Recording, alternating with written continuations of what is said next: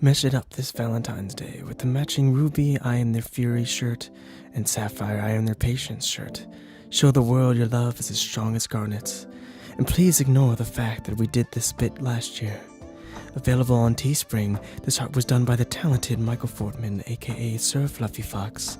You can get them as premium or women's t-shirts.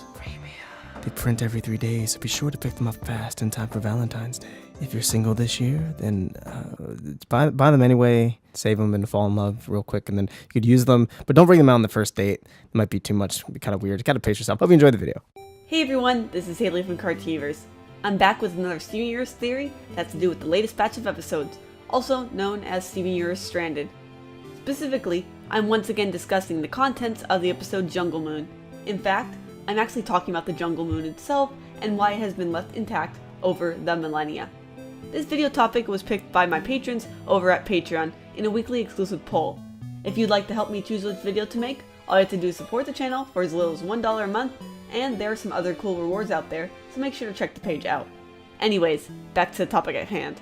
The Jungle Moon is a satellite we saw Savani explore throughout the titular episode.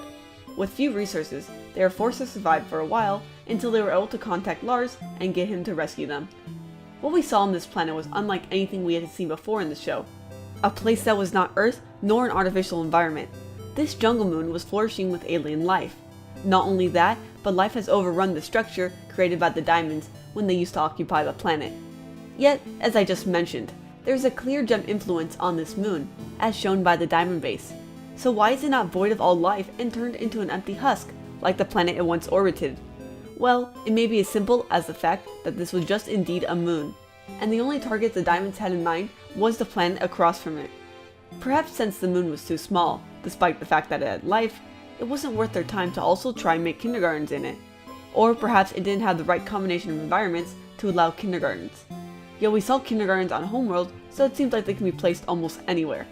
Combine this with the fact that the colonies always need to have a diamond base, just as Earth had the moon base, and we can get an answer.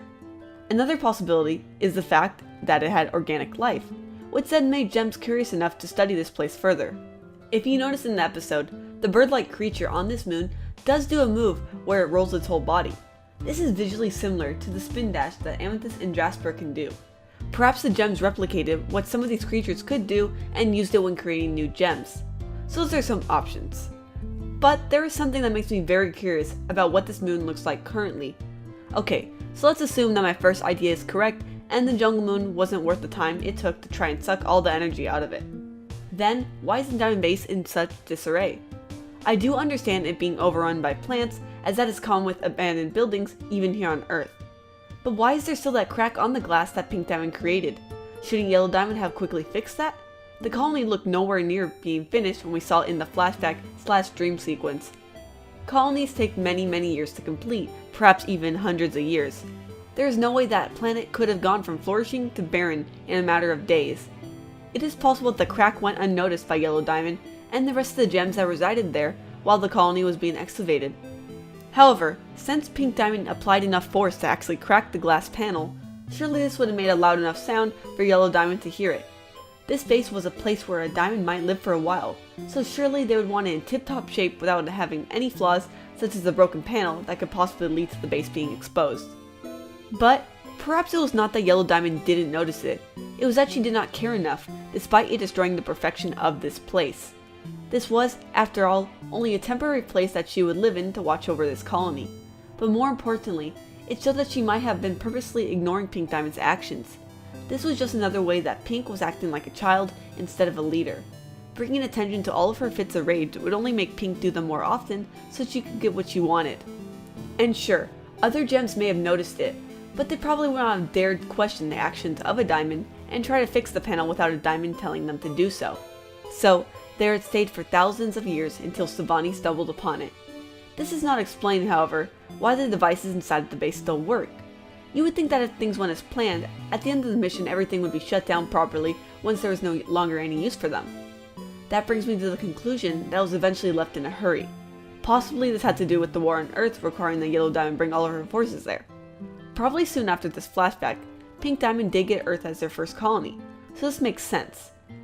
As stated in a recent episode of the official Steven Universe podcast where they discussed the episode Jungle Moon, the planet across from the jungle moon was a successful colony. It's a moon orbiting a planet, and the planet is completely bereft of life at this point. And so it's in the moon base, everything's There's a lot of parallels to it could have been great. Yes.